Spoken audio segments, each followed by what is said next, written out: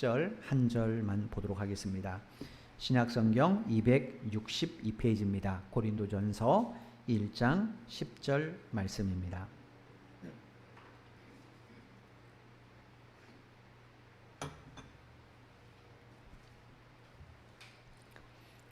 찾으신 줄 알고 제가 봉독해 드리도록 하겠습니다. 1장 10절입니다. 형제들아, 내가 우리 주 예수 그리스도의 이름으로 너희를 권하노니 모두가 같은 말을 하고 너희 가운데 분쟁이 없이 같은 마음과 같은 뜻으로 온전히 합하라. 아멘. 네, 여러분 아시는 것처럼 이번 주 토요일은 우리나라가 일제 식민 통치에서 해방된 지 73주년을 맞는 그런 광복절입니다. 1910년 8월 22일 날 우리가 강제로 체결된 한일 합방 조약 때문에 나라의 주권을 일본에 빼앗겼죠. 그리고 35년의 일제 강점기를 극복하고 이제 1945년 8월 15일 날 우리나라가 드디어 다시 주권을 되찾은 지 이제 75주년을 맞는 그런 날입니다. 이 광복을 우리가 어떻게 맞게 되었는가? 우리가 전쟁사 우리나라 역사를 쭉 보면 1945년 8월 6일, 9일 이 두 차례에 걸쳐서 미국이 일본 히로시마 또 나가사키에 원자폭탄을 차례로 투하했습니다. 그랬더니 엿새 후인 8월 15일 날 일본 천황 히로히토가 무조건 항복을 선언해서 우리가 광복을 맞게 되었죠. 그러므로 광복은 결코 우리의 자력으로 이루어진 것이 아닙니다. 우리의 외교적 노력, 우리의 어떤 독립투쟁들 이것 때문에 이루어진 건 아니에요. 그러면 원자폭탄 때문에 이게 됐다면 미국의 도움으로 우리가 이 독립을 맞게 됐는가, 광복을 맞게 됐는가? 여기 대해서 독립운동가이자 기독교 운동가였던 함석헌 선생님이 생전에 뜻으로 본 한국 역사라는 책을 저술한 적이 있어요. 그 책에 보면 이걸 이렇게 증언했습니다. 한번 들어보십시오. 해방에 대하여 우리가 밝혀야 하는 것은 이것이 도둑같이 뜻밖에 왔다는 것이다. 이 나라가 해방될 줄을 미리 안 사람은 하나도 없다. 아무도 몰랐다는 것은 아무도 꾸민 사람이 없다는 것이다. 사람이 꾸미지 않고 온 것은 하늘의 선물이다. 여기에 대해서 공로를 주장할 중간적인 자는 아무도 없다. 종이 될 때 반항도 못하고 되었던 같이 노일 때에도 아무 힘쓴 것 없이 갑자기 뜻밖에 놓였다. 대체 카이로 회담은 왜 있었으며 포츠담 조약은 또 왜 있었으며 스탈린과 루즈벨트의 밀담은 왜 있었나? 일이 왜 그렇게 극비밀리에 되었으며 러시아는 왜 그렇게 약속을 어기고 재빨리 행동하여 전쟁의 종국이 벼락식으로 오게 되었나? 왜 원자탄이며 왜 일본의 급작 항복인가? 아무리 과학적인 관철로 하더라도 이것을 우연이라 하기에는 너무도 계획적으로 보이지 않나? 모든 일이 어떤 한 점을 향하여 갑자기 집중되는 것 같이 않은가? 그리고 그 한 점은 무엇일까? 남의 일은 또 몰라도 적어도 우리 자리에서 보면 해방을 하루아침 하늘에서 떨어뜨리기 위한 것이라고 밖에는 설명할 수 없다. 객관적인 사실을 우리는 모른다.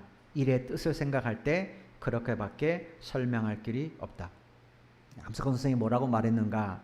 해방은 하나님께서 우리나라에게 주신 선물이라는 거예요. 왜냐? 그 누구도 계획하지 않았습니다.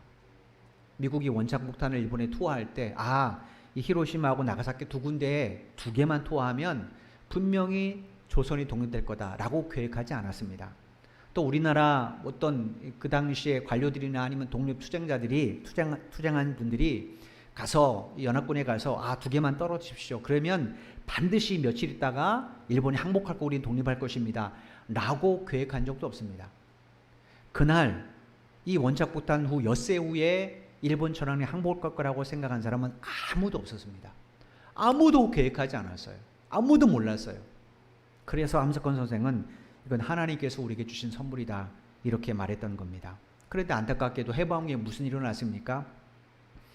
우리 사회는 하나님이 주신 이 선물을 자신들의 공로인 것처럼 과시하고 과장하는 이 정치인들 또 정파성 이것 때문에 우리나라가 사분오일됐습니다. 결국 그 뒤에 무슨 일이 일어났습니까? 비극적인 한국전쟁이 일어났습니다.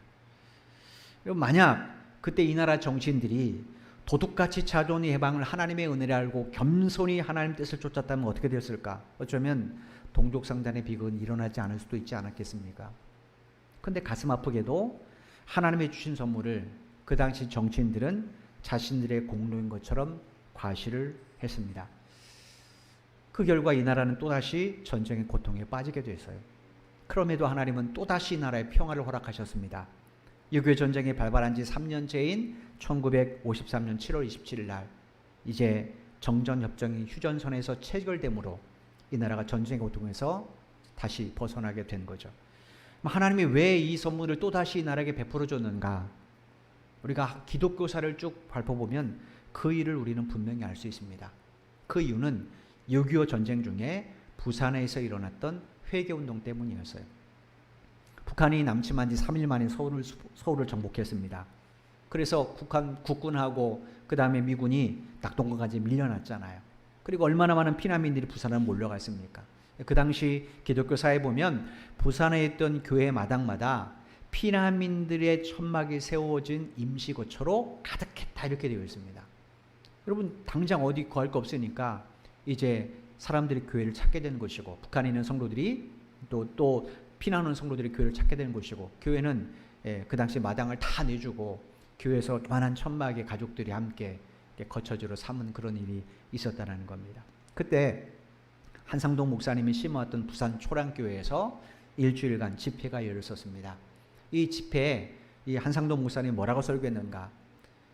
우리가 신사참배한 죄, 해방구의 교권 다툼한 죄, 한국교회가 범한 죄를 회개해야 하나님의 자비를 얻을 수 있다라고 이야기하면서 참석한 사람들에게 철저하게 회개를 촉구했어요. 이 집회 때는 거의 대부분 목회자들, 그러니까 목사님들, 전사님들, 장로들만 이렇게 참석했다고 그래요. 250명 정도 참석했는데 이분들이 이 메시지를 듣고 나서 그날 일주일 동안 철저하게 회개를 합니다. 여러분 보통 6.25 전쟁이 일어났어요. 모든 것이 한꺼번에 다 잃어버린 절망적인 상황입니다. 그럼 그 안에서 사람들이 할 수 있는 게 뭡니까? 하나님 도와주세요. 하나님 저 일본 인민군을 물리쳐 주세요. 저 북한을 하나님 물리주세요. 우리의 삶이 회복대로 도와. 이게 보통 일반적인 기도가 아닙니까? 그런데 그때 모든 것을 다 잃어버리고 부산으로 피난 온 사람들이 한 일이 뭔가? 기독교인들이 한 일이 뭔가? 하나님 앞에 회개했던 거예요. 모든 일은 우리의 죄 때문이라는 거예요. 이 민족의 죄 때문이라는 거예요. 이 집회가 끝나고 나서 주변에 있는 교회들도 점점 회개운동이 벌어졌어요.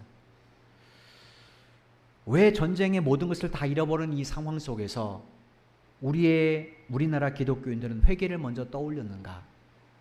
그것은 하나님의 신실하심을 믿었기 때문에 그렇습니다. 열왕기상 8장 33절로 34절에 보면 솔로몬 왕이 예루살렘 성전을 짓고 하나님께 봉헌한 후에 하나님께 기도한 내용이 기록되어 있습니다. 열왕기상 8장 33절 34절 말씀입니다. 표준세 번역성을 읽어드릴게요. 주님의 백성 이스라엘이 주님께 죄를 지어 적에게 패배하였다가도 그들이 뉘우치고 주님께로 돌아와서 주님의 이름을 인정하고 이 성전에서 주님께 빌며 간구하거든 주님께서는 하늘에서 들으시고 주님의 백성 이스라엘의 죄를 용서해 주십시오. 그리고 그들의 조상에게 주신 땅으로 그들을 다시 돌아오게 해 주십시오. 솔로몬 왕은 성전을 봉헌한 후에 하나님 이 나라를 축복하셔서 이 나라가 이 열강 가운데 가장 우두머리가 되게 하옵소서 이렇게 기도하지 않았어요. 주변 나라들이 이 나라에 무릎을 꿇고 이 나라가 더 확장되어서 이 팔레스타인 전체를 주인이 되게 이런 기도하지 않았습니다. 솔로몬 왕이 성전을 봉헌할 때 하나님께 드린 기도는 하나님 혹 우리가 죄를 지어서 하나님의 징계를 받을 수 있습니다. 그래도 회개하면 하나님 우리를 긍휼히 여겨주시고 회복시켜달라는 그게 솔로몬 왕의 기도였어요. 열왕기상 9장에 보면 이 기도를 드린 그 밤에 하나님이 솔로몬을 찾아오십니다. 그리고 그의 기도를 응답하시겠다고 약속해 주세요. 그것 때문에 솔로몬 사후에 이스라엘은 어떻게 됐습니까? 남북으로 분열됐습니다. 분열된 이스라엘 또 남유다가 얼마나 우상숭배에 찌들었습니까? 허구한 날 열왕기상 역대기서 보면 허구한 날 적군에 의해서 잃어버리고 빼앗기고 삶의 터전을 다 상실해버립니다. 그리고 심지어는 북이스라엘은 722년에 아수르 제국에 멸망당하고 남유다는 586년에 BC 586년에 바빌론 제국이 멸망을 당했어요. 그럼에도 불구하고 어떻게 오뚜기처럼 그때마다 다시 회복될 수 있었는가? 그건 바로 하나님의 약속입니다. 그들이 이 말씀을 기억하고 하나님 앞에 회개했기 때문에 그래요. 여러분 아시는 것처럼 므낫세라는 왕은 남유다 왕입니다. 그럼에도 불구하고 그의 유일한 롤모델이 누구였는가? 북이스라엘의 가장 악한 왕 아합이 그의 롤모델이었어요. 그럼에도 하나님 그가 단 한 번 회개했을 때 나라와 자기 생명이 위기 앞에 놓게 되자 그때서 회개합니다. 그럼에도 그 한 번의 회개를 하나님이 들으시고 남자를 구원해 주셨어요. 이거 뭡니까? 이 약속 때문입니다. 하나님은 이처럼 신실하신 분이에요. 6.25 전쟁이 터졌을 때 이 땅에 그리스도인들이 집중했던 게 뭔가? 하나님의 이 심실하심입니다. 하나님은 우리가 회개할 때, 주의 전에 모여 함께 회개할 때 하나님은 이 땅을 다시 회복시켜 주시라는 이 말씀을 그들은 믿었기 때문에 기도하는 거예요. 이때가 인천 상륙작전 전개되기 3일 전이었다고 합니다. 우리나라 전쟁사에 보면 그 당시 인천 상륙작전 성공 확률은 5,000분의 1이었다고 그래요. 왜냐? 아시는 것처럼 지금 납동강 저 위쪽은 다 북한군이 점령한 상태입니다. 거의 부산 하나 남았어요. 그런데 어떻게 허리를 칠 수 있습니까? 그죠? 우리나라 허리를 인천을 갈 수 있습니까? 더군다나 그들이 그 당시에 펼쳐진 계획에 의하면 기상도 별로 안 좋았다고 그래요. 그래서 그 당시 연합군의 사람들이 이게 성공할 확률은 5,000분의 1이다. 무슨 이야기입니까? 성공할 확률이 거의 없다라는 거죠. 그런데 이 회개운동이 일어난 지 3일 후에 1950년 9월 15일 날 연합군이 5,000분의 1 확률을 뚫고 인천 상륙작전에 성공을 했어요. 여러분 이 인천 상륙작전 때문에 6.25 전쟁의 판세가 완전히 뒤바뀌지 않았습니까? 그래서 우리가 서울 수복하게 된 것이고 그리고 저 위로 밀고 가게 되잖아요. 그럼 만약에 이때 인천 상륙작전이 실패했다. 그럼 어떻게 됐을까요? 아마도 지금과 같은 자유와 부귀는 우리나라 누리지 못했겠죠. 그러므로 지금 우리나라가 작년 국내 총 생산 규모로는 세계 10위입니다. 이런 경제 대국의 은혜를 입게 된 것, 이것 신실하신 하나님의 은총 때문입니다. 여러분 생각해 보십시오. 우리가 선진국보다 의료가 더 발전했습니까? 그거 아니잖아요. 그죠? 그런데 코로나19 속에서도 우리보다 더 의료가 발전한 나라들도 속수무책인데 우리가 이렇게까지 방어를 합니다. 과연 이것이 정치인들의 힘일까요? 우리들의 지혜일까요? 하나님의 은혜일 겁니다. 근데도 사람들은 그걸 이해하지 못해요. 어쩌면 집중호우가 이런 우리들에 대한 또 다른 하나님의 경각심일지 모릅니다. 하나님이 지켜주시냐면 이 세상에서 자기 생명을 지킬 사람은 아무도 없습니다. 이 은혜를 잊지 말라는 거죠. 그러므로 신실하신 하나님을 의지하는 사람은 반드시 그 하나님의 은총을 누리게 됩니다. 디모데후서 2장 13절에 보면 사도 바울이 하나님의 신실하심에 대해서 이렇게 증언을 했습니다. 디모데후서 2장 13절 말씀입니다. 제가 표준 새 번역성 읽어드릴게요. 우리는 신실하지 못하더라도 그분은 언제나 신실하십니다. 그분은 자기를 부인할 수 없으시기 때문입니다. 지난 시간에 말씀드린 것처럼 성경에서 신실이라는 이 용어는 철저하게 언약적인 용어입니다. 하나님이 우리에게 약속을 주실 때 또 그 약속을 하나님 지키신다라고 말씀하실 때 신실하신 하나님 이렇게 믿음의 선인들이 고백을 하죠. 이사야 55장 10절로 11절에 보면 그 신실하신 하나님께서 당신이 우리에게 주신 약속의 말씀 이 약속에 대해서 이렇게 우리에게 말씀해 주셨어요. 이사야 55장 10절로 11절입니다. 이는 비와 눈이 하늘로부터 내려서 그리로 되돌아가지 아니하고 땅을 적셔서 소출이 나게 하며 싹이 나게 하여 파종하는 자에게는 종자를 주며 먹는 자에게는 양식을 줌과 같이 이 내 입에서 나가는 말도 이와 같이 헛되이 내게로 돌아오지 아니하고 나의 기뻐하는 뜻을 이루며 내가 보낸 일에 형통함이니라. 여러분 지금 하늘에서 내리는 비는 중단되지 않죠. 그죠? 하늘에서 비와 눈이 내릴 때 그게 갑자기 거꾸로 하늘로 거슬러 올라간 적은 없습니다. 일단 하늘에서 내리면 반드시 땅에까지 떨어집니다. 하나님의 약속이 이와 같다라는 거예요. 하나님의 약속은 취소되지 않습니다. 반드시 그 약속 그대로 이루십니다. 그렇기 때문에 하나님의 말씀은 100% 믿을 수 있는 내용이에요. 여러분, 우리의 구원의 근거가 어디에 있습니까? 하나님의 약속의 말씀이 있잖아요. 그죠? 저와 여러분이 천국 간다. 저와 여러분이 영원히 구원받는다. 그 근거가 뭡니까? 우리의 신앙생활이요? 나의 의요? 내가 선을 많이 행해서요? 그렇지 않습니다. 요한복음 3장 16절에 하신 그 약속의 말씀 때문에 우리가 그 예수를 믿음으로 영원한 생명을 얻게 되었잖아요. 이 근거가 있기 때문에 우리의 구원과 우리의 천국행은 그건 확실한 겁니다. 왜냐? 그 근거가 나에게 있다면 우리 신앙은 들쑥날쑥할 때가 얼마나 많이 있습니까? 그죠? 얼마나 들쑥날쑥할 때가 많습니까? 내가 어떤 축복이라도 받고 내가 어떤 불에도 누리게 되면 막 열심히 있다가도 내가 저 밑에 어려움 가운데 있으면 다운돼서 신앙생활도 예배생활도 게으르할 때가 얼마나 많이 있습니다. 구원이 우리에게 그 근거가 있다면 절대로 우리 구원은 불완전하지 완전할 수 없습니다. 그런데 감사하게도 우리의 구원은 하나님께 있습니다. 그래서 우리의 구원은 안전하고 그리고 확실한 겁니다. 이렇게 신실하신 하나님의 약속을 붙잡는다면 우리도 그분의 말씀 앞에 신실해야 되지 않겠습니까? 그죠? 그러므로 그리스도인들은 항상 하나님의 말씀이 삶의 우선순위가 되어야 돼요. 이 상황에서 내가 보기엔 이렇게 하는 게 좋아 라고 하기보다 하나님의 말씀은 어떻게 말씀하시는가, 시대와 어떤 상황을 떠나서 지으신 하나님의 말씀, 이런 때 내가 어떻게 하기를 원하시는가, 이게 우선순위가 되어야 돼요. 그렇지 않으면 각각의 신앙생활이지, 즉 지난번에 말씀드린 것처럼 하나님을 사유하는 사람이 될 뿐이지 하나님의 진정한 뜻을 우리가 분별하기가 매우 어렵습니다.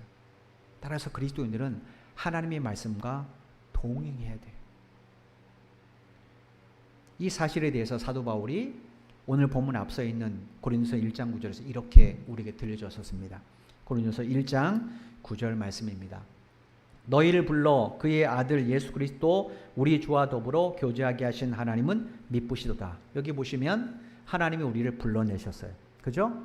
어디서 불렀습니까? 죄와 사망으로부터 불러내셨어요. 근데 그 하나님이 어떤 하나님이세요? 미쁘신 하나님이세요. 지난 시간에 말씀드린 것처럼 여기 우리말로 미쁘시다라고 번역된 헬라어의 원래 의미는 신실하다라는 뜻이에요.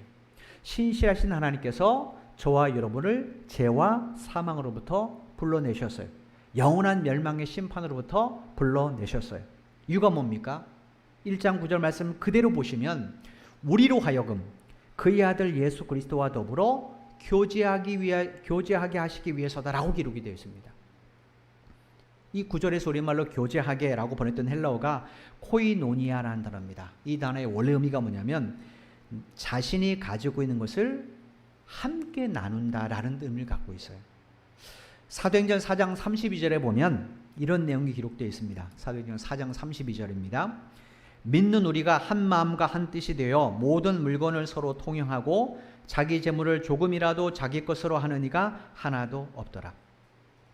사도행전 2장에서 성령 강림의 역사가 일어났습니다. 마가다락방에 성령이 임재하셨어요. 그리고 그 중에 베드로가 성령 충만해서 설교를 하게 되죠. 사람들이 저 사람들 120명 저 사람들 낯설 들은 거 아니야? 라고 말할 때 베드로가 이게 아니라 구약에서 우리 하나님이 말씀하셨던 성령의 임재다 라고 이야기합니다. 그리고 베드로가 설교할 때 하루에 3,000명 5,000명씩 회개하는 역사가 일어나게 되죠. 그들이 모여서 뭐 했습니까? 그들이 모여서 사도들의 말을 듣고 함께 예배하기 시작했어요. 이래서 초대교회 공동체가 생기게 된 거잖아요. 여러분 그들이 뭘 했는가? 초대교회 성도들이 뭐 했는가? 가장 처음 믿는 그리스도인들이죠. 예수님 사후에 여기 보니까 서로 가진 것을 함께 나누는 유무상통의 삶을 살았다라고 기록이 되어 있어요. 그런데 여러분 여기 우리말로 통용하고라고 번역된 헬라어가 코이노스라는 단어인데 이것이 1장 9절에 교제하게라고 번역된 코이노니아의 형용사입니다. 우리말로 번역하면 공동의라는 뜻이에요. 여러분 이렇게 펜션 같은 데 가보면 노는데 이렇게 여러 사람이 함께 쓰는 데 가보면 가전제품들이 공동으로 놓인 데가 있잖아요. 그죠? 뭐 군대 가면 뭐 세탁기 공동으로 놓이잖아요. 그죠? 근데 원래 그건 주인이 따로 있습니다.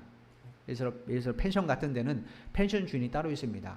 그런데 전자레인지나 혹은 뭐 세탁기 하나 놓고 같이 쓰게 만들어요. 주인이 따로 있지만 같이 쓰게 하는 거죠.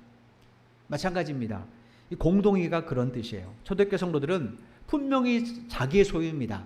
자기의 소유지만 그러나 서로 나눌 수 있게끔 공동의 상태에 두었다라는 거예요. 누구든지 필요한 사람은 쓸 수 있도록 사도들의 발 앞에 내어놓았다라는 거예요.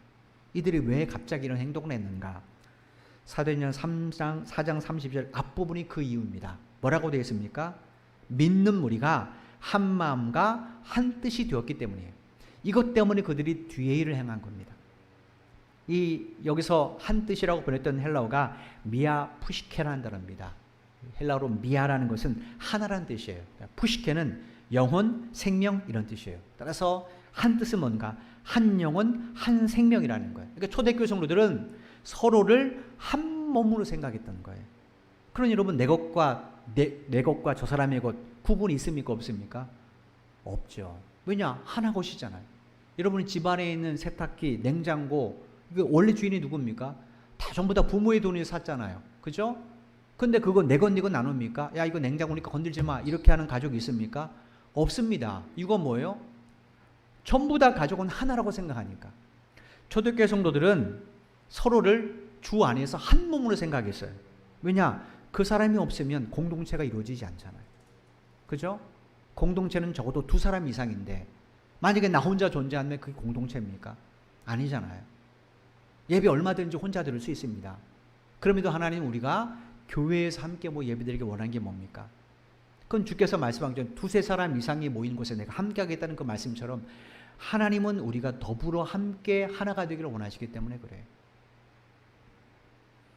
초대교회 성도도 이렇게 서로를 한 몸으로 생각했어요. 그러니까 내 것과 다른 사람의 것을 구별하지 않았다는 거예요. 근데 놀랍게도 하나님께서 당신의 아들 예수 그리스도와 우리가 이런 관계가 되기를 원하셔서 불러내셨다라는 거예요.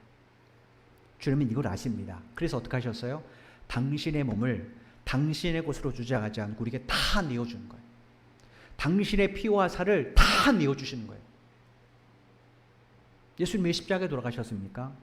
분명히 그 우리의 죄입니다. 근데 예수님은 그거를 네 죄, 내 죄 따지지 않고 당신이 직접 가져가셨어요. 그리고 대신 죽어주셨잖아요. 예수님 왜 부활하셨습니까? 당신 안에 있는 생명을 우리에게 나눠주시기 위해서. 그래서 우리가 지금 영원한 생명을 얻고 천국을 향해 나아가고 있는 것 아닙니까? 예수님은요, 네 것 내 것 가리지 않았어요. 예수님은 하나님 아버지 안에서 우리와 당신이 하나라고 생각했어요. 그래서 우리를 동생으로 받아주시는 거예요. 여러분, 저와 여러분 이렇게 주님과 하나 된 사람들입니다. 쉽게 말하면 예수 그리스도라는 공통 부모를 가진 사람이에요. 수학에서 분수할 때 공통 부모가 같으면 얼마든지 그건 하나가 될 수 있습니다. 우리는 그리스도라는 공통 분모 위에 있습니다. 그렇기 때문에 우리도 얼마든지 주 안에서 하나가 될 수 있어요. 어떻게 되는가? 사도행전 4장 32절이 그 답입니다. 어떻게 하라고요? 마음과 뜻이 하나가 되어야 된다는 거. 여러분, 고린도 성도들이 왜 서로 미워하고 다투고 분쟁하는가? 이유는 다른 것 때문이 아닙니다. 성도들의 마음과 뜻이 하나가 되지 못했어요. 그러니까 나는 나예요. 나와 다르면 그 사람은 적이고 그 사람은 나와 교제의 대상이 아닌 겁니다. 나 같은 아볼로 하면 괜찮아요. 근데 저 사람 아볼로보다 바울이 더 낫다고 생각해요. 그럼 어떡합니까? 그 사람 나와 다른 사람인 거예요. 그러니 그 사람과 뭘 함께 나눌 수 있겠어요? 신앙적으로도 뭘 못 나누죠. 바울은 이걸 알았어요. 그래서 오늘 본문 10절에 이와 같이 권면했던 겁니다. 오늘 본문 10절 말씀을 다시 한번 보겠습니다. 형제들아, 내가 우리 주 예수 그리스도의 이름으로 너희를 권하노니 모두가 같은 말을 하고 너희 가운데 분쟁이 없이 같은 마음과 같은 뜻으로 온전히 합하라. 헬라 성경에 보면 10절에서 이름으로 하고 너희들 사이에 우리 성경에 번역되지 않은 접속사 하나가 있습니다. 대라는 접속사인데 원래 의미가 뭐냐면 이제는 이란 뜻이에요. 지금까지 바울은 뭐 했습니까? 인사말, 감사말을 쭉 했잖아요. 그죠? 9절까지. 이제부터는 내가 본격적으로 너희들의 문제에 대해서 권면하겠다는 거예요. 근데 여러분 10절에서 우리말로 권하노니 이 말이요, 헬라어 뜻이 뭐냐면 간청한다는 뜻이에요. 간절하게 부탁한다는 거예요. 세상적으로 보면 바울은 얼마든지 명령할 수 있는 영적 권위가 있습니다. 왜냐? 바울 때문에 교회가 세워졌잖아요. 바울 때문에 그들이 그리스도인이 됐잖아요. 그죠? 바울이 고린도에 가지 않았다면 그들이 어떻게 예수를 알 수 있습니까? 어떻게 예수를 믿을 수 있습니까? 그럼 뭐 바울이 얼마든지 명령을 내릴 수 있습니다. 근데 바울은 그렇게 하지 않았어요. 이유가 뭘까요? 만약에 바울이 내가 명령한다라고 말했다면 그들은 이 모든 권면을 바울의 말로 받아들일 거예요. 그죠? 그러면 자기 생각이 아니면 어떻게 됩니까? 충돌될 수밖에 없죠. 그래서 바울이 지금 이 편지를 쓴 것은 주께서 바울을 통해 고린도 성도들에게 하시는 말씀이잖아요. 이 문제에 관해서 주님은 뭐라고 말씀하실까? 이 문제에 관해서 성경은 우리에게 뭐라고 말씀하실까? 그래서 지금 바울이 고린도서를 쓴 거잖아요. 그러니까 고린도 성도들이 바울이 지금 권면하는 모든 내용을 바울의 말로 받아들이면 상처를 입습니다. 그러나 주님의 말로 받아들이면 이거는 내가 돌아서야 될 거고 회개할 내용이에요. 예를 들어서 여러분이 목사가 설교를 할 때 제가 성경을 약간 해석하기 위해서 예를 든 부분을 여러분이 저의 말로 들으면 때로는 여러분이 불편할 때 상처 입습니다. 그죠? 목사는 시험 들었어. 그럴 수 있습니다. 그런데 적어도 제가 사석이 아니라 강대상에서 한 말을 저를 통한 주님의 말씀으로 받아들인다면 여러분 그건 시험거리가 아니죠. 그죠? 그래. 내가 잘못 생각한 것 같아.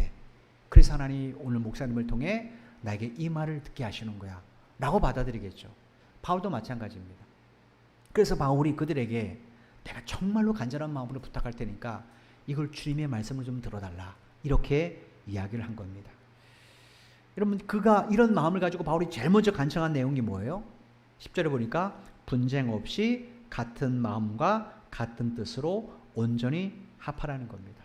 우리말로는 분쟁이라고 되어 있는데 원래 이 헬라어 뜻은 분열이라는 뜻이에요. 스키즈마라는 뜻인데 분열이라는 뜻이에요. 여러분 분쟁이 뭡니까? 분쟁은요. 화가 나서 서로 말로 다투는 것을 분쟁이라고 말합니다. 나 너하고 말 안 해. 이건 분쟁입니다. 분열은 뭡니까? 찢어져 나뉘는 겁니다.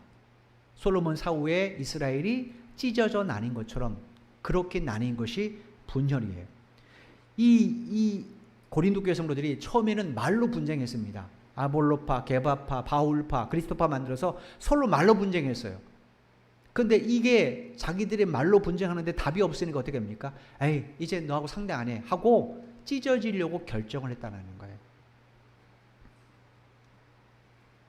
그런 그들에게 바울이 뭐라고 말합니까? 이렇게 분열하지 말고 이제는 같은 말, 같은 마음, 같은 뜻으로 온전히 서로 합하라. 이렇게 간청했어요. 그러면 도대체 같은 말과 같은 마음, 같은 뜻으로 온전히 합한다는 게 무슨 의미인가?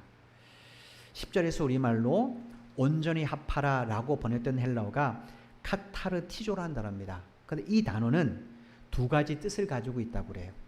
첫 번째 뜻이 뭐냐면 여러 부품들을 잘 관리해서 제대로 작동되게 하다라는 뜻이 있습니다. 여러분 이제 아시는 것처럼 자동차 앞 본네트를 탁 열면 그 안에 얼마나 많은 부속품이 있습니까? 그죠? 엔진에 관한 거, 라제트에 관한 거 여러 가지 부속품이 있습니다. 근데 그 부속품을 가만히 보면요. 기능도 틀리고 역할도 틀리고 가격도 다 틀립니다. 똑같은 게 여러 개 있지 않아요. 다 모양, 기능, 역할, 가격도 다 다릅니다. 근데 이렇게 다 다르지만 이 모든 것들은 하나의 목적에 의해서만 움직여집니다. 그 목적이 뭡니까? 자동차 주인이 원하는 방향으로 그 차가 가는 겁니다. 그죠? 그렇지 않으면 어떡합니까? 그 차는 고물차입니다. 주인이 왜 시동을 겁니까? 왜 그 모든 부속품을 움직이게 만들어요? 그는 목적에 맞도록 나아가기 위해서입니다. 하나님의 교회를 왜 세웁니까? 여러분 혼자 신앙사는 게 얼마나 좋습니까? 그죠? 편합니다. 혼자 나 혼자 그냥 집에서 인터넷 예배드리고 그러면 얼마든지 편하고 싶습니다. 근데 하나님께서 왜 교회를 세우셨을까요? 다 성향이 다르잖아요. 삶의 배경 다르죠. 성격 다르죠. 또 어떤 내가 자라온 성장 배경도 다르죠. 고향도 다르죠. 가치관도 다르죠. 나와 똑같은 사람만 교회에 있으면 신앙사역이 얼마나 좋습니까? 그럼 하나님 왜 이렇게 어려운 교회를 세우셨는가? 이유가 뭐겠어요? 하나님의 교회를 세우신 목적대로 우리가 함께 해야 되기 때문에. 쉽게 말해서 옆에 있는 사람이 없으면 그 목적을 이루기가 어렵다라는 거예요. 자동차 부속품만 없으면 어떻게 됩니까? 목적을 이루기 어렵죠. 그죠? 어렵습니다. 그 모습은 반드시 있어야 됩니다. 그 나사 하나 별거 없는 것 같아도 그거 하나 빠지고 나면 언제든지 문제가 생깁니다. 마찬가지예요. 교회 안에서 나 혼자 없어도 되겠지. 그렇지 않아요. 여러분 한 사람 한 사람이 다 필요해요. 그럴 때만에 우리 교회가 하나님이 이 교회를 세우신 목적대로 온전히 쓰임받게 되는 겁니다. 바울이 그 이야기예요. 고린도 교회 사람들 저 아볼로 파움 없으면 괜찮은데 저 바울 파움 없으면 괜찮은데 저 그리스도 파움 없으면 저 게바 파움 없으면 교회가 훨씬 더 나을 것 같은데 천만에요. 그렇지 않습니다. 하나님은 획일적인 걸 좋아하지 않습니다. 하나님은 다양하지만 그 다양함을 모두 다 주 안에서 함께 내려놓고 하나가 되는 것, 그게 주께서 원하시는 바입니다. 분쟁이 없이 같은 마음과 같은 뜻으로 온전히 합하라. 이게 바로 의로움입니다. 자동차처럼 우리는 각 개성도 다릅니다. 믿음도 달라요. 삶을 살아온 배경도 다릅니다. 그런데 하나님이 그런 교회를 세우신 목적에 맞게 그들이 하나가 되어야 되는 것처럼 우리도 선교제를 세우신 하나님의 목적에 맞게 우리도 하나가 협력해야 됩니다. 교회를 뭐라고 말합니까? 그리스도의 몸이라고 말하죠. 그럼 우리를 뭐라고 말해요? 성경은 지체라고 말합니다. 우리 몸의 지체는요 똑같은 것이 없습니다. 얼굴도 반으로 나누면 다 틀리다고 그러잖아요. 그죠? 눈, 코, 입 따로 떼어놓으면 다 다릅니다. 왼손, 오른손 크기 똑같습니까? 크기, 길이는 비슷하게 보이지만 모양도 다를 때가 많습니다. 지문도 다르잖아요. 그러니 여러분 이 중에 하나가 없으면 어떻게 됩니까? 정상적인 활동하기가 매우 어렵죠. 여러분 어떤 사람은 눈의 역할을 할 수도 있어요. 어떤 사람은 귀의 역할을 할 수도 있고 어떤 사람은 입의 역할을 할 수도 있고 어떤 사람은 손의 역할을 할 수도 있습니다. 나 안 해도 되지. 그러면 교회는 정상적으로 못 돌아가는 거예요. 바울이 그 이야기를 하는 겁니다. CCM 복음성가 중에서 원하고 바라고 기도합니다는 제목이 있습니다. 오늘 일부 예배 때 우리 나눴는데 6월달 한 달 동안 학생 예배 때 불렀던 찬양입니다. 저는 이제 개인적으로 이 찬양 부르면서 가사에 큰 은혜를 많이 받아요. 이거 뭐냐면 그 후렴구 때문에 그렇습니다. 후렴구에 보면 이런 가사의 내용이 있어요. 하나님의 꿈이 나의 비전이 되고 예수님의 성품이 나의 인격이 되고 성령님의 능력이 나의 능력이 되기를 원하고 바라고 기도합니다. 많은 사람들이요 자신의 비전을 하나님의 비전이라고 생각해요. 자신의 판단이 곧 하나님의 판단이라고 생각합니다. 그런데 여러분 하나님의 비전은 나의 비전과 다를 수 있습니다. 내 생각이 성경과 다를 수가 있다는 사실을 우리는 알아야 됩니다. 교회 청소하잖아요. 우리가 이제 돌아가면서 그 청소할 때 생각해 보십시오. 만약에 한 사람이 열심히 한다면 한 사람만 열심히 한다면 어떻게 되겠습니까? 그 사람 언젠가는 지쳐서 떨어질 겁니다. 함께 해야 됩니다. 함께 해야 돼요. 그래야 모든 것이 됩니다. 교회 안에서 이건 목사가 할 일, 이건 장로가 할 일, 이건 권사가 할 일, 이건 안수집사가 할 일, 나는 요거만 해야 돼 라고 선을 그으면 어떻게 되겠습니까? 교회는 그런 곳이 아니라는 거예요. 그렇게 되면 결국 그 교회는 분쟁이 일어나게 되어 있어요. 그래서 바울이 고린도 교회에 이런 말을 한 겁니다. 여러분 이런 문제 때문에 성도들을 겸손히 하나님 뜻을 구해야 되는 거예요. 내가 보기에 합리적이라도 그것이 과연 하나님 앞에서도 합리적인가?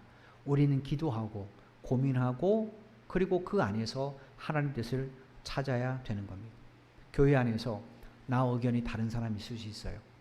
또 직장 내에서도 나와 다른 의견이 좀 생각이 다른 사람이 있을 수 있습니다. 그렇다고 해서 나와 다르니까 넌 나빠. 이건 정말로 잘못된 겁니다. 그 전에 하나님 앞에서 그를 위해 기도하고 내가 어떻게 해야 저 사람과 저 사람의 연약함을 내가 도와주고 함께 할 수 있는가, 이걸 먼저 고민해야 돼요. 여러분 온전히 합하라라고 번역된 카타르티조라는 헬라어에는 이런 의미도 있습니다. 그래서 여러 부품들을 잘 관리해서 제대로 작동하게 하라, 이런 의미도 있지만 두 번째로 수선하다라는 뜻도 있습니다. 마태복음 4장 21절에 보면 예수님께서 야고보와 요한을 제자로 부르신 장면이 기록이 되어 있어요. 마태복음 4장 21절 말씀입니다. 거기서 더 가시다가 다른 두 형제 곧 세베대의 아들 야고보와 그의 형제 요한이 그의 아버지 세베대와 함께 배에서 금을 깁는 것을 보시고 부르시니 예수님이 지나가시는데 뭘 봤습니까? 배에 세 사람이 있는 걸 봤어요. 세베대와 세베대의 아들인 야고보, 요한. 이 세 사람이 있는데 뭐 하고 있었습니까? 그물을 깁고 있었습니다. 근데 여기서 우리말로 깁는이라고 번역된 헬라어가 바로 카타르티죠. 우리가 지금 보았던 온전히 합하라는 그 단어입니다. 똑같은 단어예요. 깁는다는 게 뭡니까? 어부들이 그물을 깁는다. 이게 무슨 말입니까? 그물을 수선한다는 뜻이에요. 왜 어부들이 출항하기 전에 그물을 수선합니까? 그거는 물고기를 잡기 전에 그물을 수선하지 않으면 물고기 다 빠져나가잖아요. 그죠? 그러니까 물고기 잡기 전에, 바다 나가기 전에 그물을 쫙 펼쳐두고 어디가 터진 곳은 없는지, 어디가 약한 곳은 없는지, 보완할 것은 없는지 그걸 먼저 다 살펴봐요. 그렇지 않고 그냥 나가면 아무리 그물을 던져도 그 터진 곳으로 물고기가 다 빠져나가잖아요. 그러면 가서 바다에서 밤새도록 해도 그 모든 수고는 다 뭐가 됩니까? 헛수고가 돼요. 물거품이 된다는 거예요. 그래서 배를 타고 나가기 전에 어부들은 그물을 쫙 펼쳐놓고 보완하는 겁니다. 이게 온전히 마음을 합하다라는 의미예요. 한 공동체가 주님 앞에서 함께 주의 목적대로 교회를 세워갈 때 해야 될 일이 뭔가? 서로의 약한 부분을 보완해 줘야 된다는 거예요. 그래서 여러분, 교회 안에서는 자기를 탈피하고 전체를 보는 눈을 가져야 됩니다. 그렇지 않고 자기만 바라보면요, 자기 의에 휩싸입니다. 자기에 휩싸이면 내가 하는 모든 일은 정당한 거예요. 그렇지 않고 전체를 바라볼 수 있어야 됩니다. 혹 나 때문에 다른 사람이 시험에 들면, 혹 나 때문에 다른 사람이 잘못된 믿음의 열심이 아니라 잘못된 방향으로 열심을 갖게 되면, 그래서 우리는 늘 전체를 보는 눈을 가져야 됩니다. 예를 들어서 어부가 그물을 굽습니다. 그물을 살핍니다. 그물을 쫙 펼쳐봐요. 여러분, 이 장면을 보십시오. 세베대가 어떻게 하겠습니까? 요한에게, 야, 아버지는 요만큼 여기 할 테니까 요한 너는 여기 보고, 야고보 넌 형이니까 여기 잘 봐봐. 그렇게 하겠죠, 그죠? 그리고 각자 그물을 수선했을 겁니다. 자기가 맡은지요. 자, 그리고 나서 야, 나는 다 했어, 바다로 나가, 이럴까요? 그렇지 않습니다. 그 다음에 해야 할 일이 뭡니까? 아버지 입장에서는 다시 아들들이 한 것을 꼼꼼히 살펴봐야 돼요. 왜냐? 한 구대로 대충대충 하면 물고기를 다 잃어버리잖아요. 그죠? 헛수고가 되는 겁니다. 그러니까 먼저 한 사람은 어떡합니까? 예를 들어서 요한은 이제 막내니까, 젊은 애니까, 소년이니까 잘 못할 수 있잖아요. 그러면 형이 도와줄 수도 있고 아버지가 도와줄 수 있잖아요. 그죠? 그렇게 해서라도 그물을 완벽하게 수선해야 나가서 그물질을 했을 때 그 모든 수고가 헛된 수고가 되지 않는 겁니다. 바로 이것이 온전히 합하다라는 의미입니다. 하나님은 우리 모두가 이런 관계가 되기를 원하세요. 성도는 교회에서 교회의 문제나 혹은 다른 성도들의 문제를 누구 한 사람의 문제로만 봐서는 안 돼요. 모두 다 나의 문제로 봐야 됩니다. 우리가 매 주일마다 한 가정에서 기도하는 것도 그겁니다. 에이, 저 사람의 기도 제목은 저 사람의 것이지, 알아서 기도하겠지, 이게 아니라 그 기도의 제목들을 나의 문제를 보고 기도한다면, 그래서 하나님이 나의 기도를 들으시고 그 문제가 응답받는다면 하나님 앞에 얼마나 감사한 일입니까?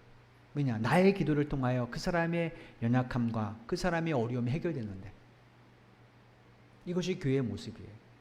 그래서 우리가 매주일 기도하는 것도 그겁니다. 여러분, 아무리 사랑으로 하나 되어 외쳐봐야 이게 되지 않으면 절대로 우리 교회는 하나로 사랑으로 하나가 못 됩니다. 에이, 누가 기도하겠지 뭐. 내가 교회 안 가도 누가 기도하겠지. 내가 안 가도 뭐 알아서 하겠지. 하나님 누군가 알아서 하겠죠. 그런데 하나님은 그 누군가가 내가 되길 원한다는 사실을 잊지 마시기 바랍니다. 그게 온전한 교회입니다. 교회가 주님의 몸이라고 말씀드렸어요. 그러면 우리를 지체로 부르신 하나님께서 도대체 뭘 하기 위해서 교회를 세웠을까요? 그건 교회가 그리스도의 몸이니까 우리가 지체로서 온전해지면 우리를 통해 뭐가 온전히 증거되게 드러나겠습니까? 주님이시죠. 하나님은 우리 교회가 그런 교회가 되기를 원하세요. 이 땅의 모든 교회가 그런 되기를 원하세요. 저 교회 보니까 정말로 주님이 계신 것 같아요. 저 교회 보니까 정말로 하나님의 사랑이 것 같아요. 이게 온전함이죠. 6.25 전쟁 가운데요, 회개운동을 펼쳤는데, 그건 목사님 생각이고요. 아이고, 그렇지 않습니다. 당장 먹고 살아야 되는데, 라고 하고서 자기만을 위해서 사람들이 기도하지 않았고 했다면 과연 인천 상륙작전에 하나님이 그런 은혜를 이 땅에 베풀어 주셨을까요? 그렇지 않을 거예요. 지금 수해로 많은 사람이 고통을 겪고 있습니다. 뉴스를 틀어보면 저 전라도 쪽에 또 충청도 쪽에 또 부산 쪽에 이 강이 범람해서 많은 사람이 삶의 터전을 잃어버렸습니다. 그냥 혀만 찌릿하지 마십시오. 오셔서 기도하셔야 됩니다. 어쩌면 그것이 우리 죄 때문일 수도 있어요. 교회의 교만한 죄, 우리 신앙의 교만한 죄 때문일 수도 있어요. 회복은 오직 회개를 통해 이루어집니다. 그것이 하나님의 방식이에요. 우리가 정말로 이 나라를 위해서 하나님 이렇게까지 은혜를 베풀어 줌에도 불구하고 아직도 그리스도인들이 자기만을 생각하는 그 모습들, 교회가 교회답지 않은 모습들, 하나님의 은혜를 생각하지 않은 그 이 땅의 많은 사람들의 모습들을 우리가 끌어안고 기도할 때 하나님 이 땅에 다시 온전함의 은혜를 베풀어 주지 않겠습니까? 이런 마음으로 여러분이 한 주간을 산다면 하나님이 이 집중호도 거둬주시라고 저는 믿습니다. 이 일을 위해서 여러분 기도하시고 그냥 나는 물 피해 없으니까 괜찮지라고 생각하지 마십시오. 나는 피해 없으니까 그게 아니라 정말로 그분들을 위해서 기도해 주셔야 됩니다. 우리가 물질로는 못 돕지만 기도로는 충분히 함께 할 수 있잖아요. 그게 바로 하나님의 자녀의 모습이고 교회의 모습입니다. 이 사실을 기억하시고 여러분들이 이런 일에 마음과 뜻을 함께 한다면 하나님의 꿈이 나의 비전이 될 수 있도록, 예수님의 성품이 내 인격이 될 수 있도록, 성령님의 권능이 내 능력이 될 수 있도록 하나님께서는 반드시 은혜를 베풀어 주실 거라 믿습니다. 여러분의 가정과 일터에 이런 주님의 은총이 임하게 되기를 주님의 이름으로 간절히 축원을 드립니다. 기도드리겠습니다. 하나님 감사합니다. 늘 말씀을 대할 때마다 우리가 얼마나 온전하지 못한가를 말씀의 거울 앞에 비춰보게 됩니다. 나름대로는 열심히 그래도 한 주간을 산 것 같은데 주일날 주의 말씀을 들어보면 여전히 우리는 주님의 장성한 분량 이리까지 자라가기에 멀었음을 깨닫게 됩니다. 하나님 게으르고 나태하고 안일한 우리를 용서해 주옵소서. 집중호우 때문에 벼락같이 자기의 생의 마지막을 막은 사람도 있고 또 하나님 도적같이 삶의 모든 것을 수마에 빼앗긴 사람들이 얼마나 많이 있습니까? 지금 우리가 건강하다고 해서 내일도 건강한다는 보장이 없고 지금 우리가 먹고 마신다고 해서 일주일을 먹고 마신다는 보장이 어디 있겠습니까? 하나님이 우리와 함께 해주시고 우리를 지켜주지 않으면 우리는 아무것도 할 수 없는 연약한 존재입니다. 그럼에도 우리는 하나님을 잊고 살았습니다. 하나님 우리를 용서해 주옵소서. 하나님 우리를 향하여 신실하신데 우리는 그 하나님을 생각하지 못하고 신실하게 사지 못한 이 죄악들을 용서해 주옵소서. 하나님이 코로나19 속에서도 이 나라에 이렇게 큰 은혜를 베풀어 주셨는데 그걸 망각한 채 마치 자신들의 능력인 양 자랑하는 이 땅의 죄악들을 용서하여 주옵소서. 그리고 교회들이 교만하여서 힘을 내세우며 힘의 원리를 내세우며 하나님의 의지하기보다는 하나님 우리들의 모임들의 힘을 의지할 때가 얼마나 많이 있었습니까? 하나님 우리 교회의 교만함을 용서해 주시고 다시 겸손히 회개의 자리로 나아갈 수 있는 그리스도인들 우리 모두가 될 수 있도록 은혜를 베풀어 주옵소서. 많은 비가 아직도 예견되어 있습니다. 이 비에서 희망을 얻을 수 있는 것은 오직 회개함으로 하나님의 긍휼을 구하는 것밖에는 없습니다. 우리에게 피해가 없다 하여 외면하지 않게 도와주시고 한 주간 함께 기도하는 우리 성도들 되게 하여 주옵소서. 매 주일마다 한 가정을 위해서 기도합니다.